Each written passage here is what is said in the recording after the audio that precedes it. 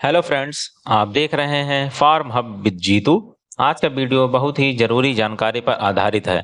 आधार seeding क्या होती है, ये क्यों ज़रूरी है और एनपीसीआई क्या होता है। आप घर बैठे आधार सीडिंग कैसे कर सकते हैं। अगर आप सरकारी योजनाओं का लाभ लेना चाहते हैं तो ये वीडियो आपके लिए बहुत काम का है।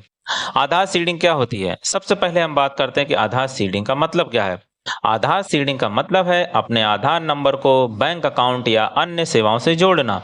जैसे अगर आप चाहते हैं कि आपको सब्सिडी, पेंशन या सरकारी योजना का पैसा सीधे आपके खाते में मिले, तो इसके लिए जरूरी है कि आपका आधार आपके बैंक खाते से सीधा जुड़ा होना चाहिए। इस प्रोसेस को आधार सीडिंग कहा जाता है। आधार सीडिंग क्यों जरूरी है। अब सवाल आता है कि आधार सीडिंग जरूरी क्यों है। पहला, सरकारी लाभ सीधा पाने के लिए, जैसे गैस सब्सिडी, किसान सम्मान निधि, छात्रवृत्ति, पेंशन, उज्ज्वला योजना, इन सभी में डीबीटी यानी डायरेक्ट बेनिफिट ट्रांसफर के जरिए पैसा सीधा आपके खाते में सरकार द्वारा भेजा जाता है। दूसरा, पैसा गलत खाते में न जाए, इसलिए एनपीसीआई सिर्फ एक खाते को एक्टिव रखता है। तीसरा, आसान और तेज भुगतान प्रक्रिया, आधार लिंक होने पर सरकारी पैसा सीधे और बिना देरी के ट्रांसफर होता है। अब बात करते हैं एनपीसीआई क्या होता है।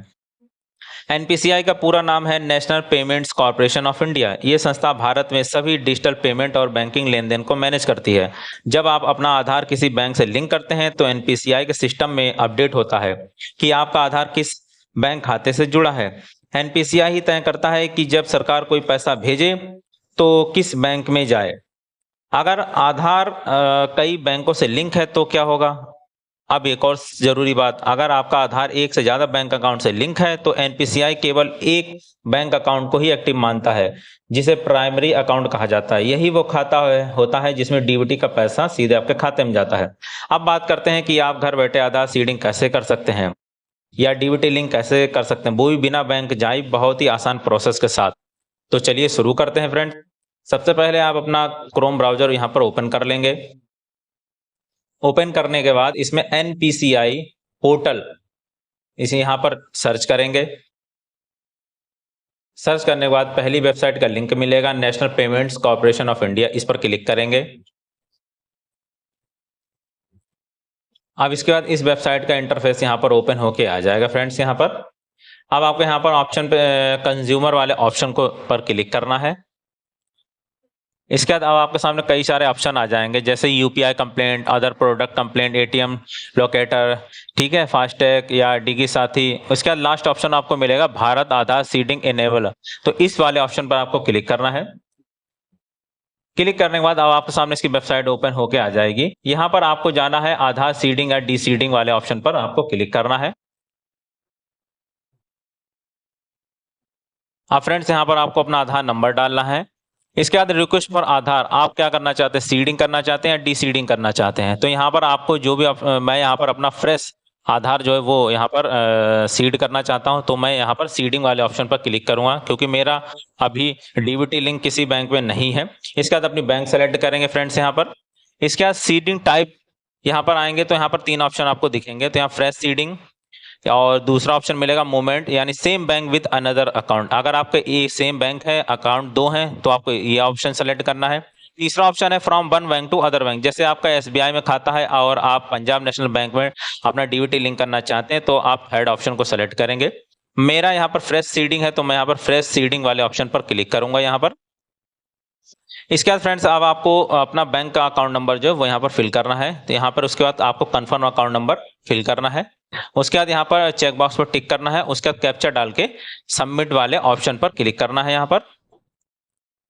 इसके बाद टर्म एंड कंडीशन को यहाँ पर आपको नीचे स्क्रॉल करके आ जाना है यहाँ पर। उसके बाद एग्री एंड कंटिन्यू वाले ऑप्शन पर क्लिक करना है। अब आपके रजिस्टर्ड मोबाइल नंबर पर एक ओटीपी जाएगा फ्रेंड्स, यहाँ पर उस ओटीपी को यहाँ पर डाल के कंफर्म करेंगे।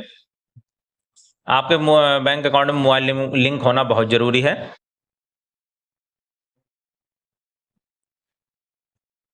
इसके बाद your Aadhaar is currently map to State Bank of, please click to proceed with State Bank of India, इस वाले कंफर्म पर ऑप्शन पर क्लिक करना है।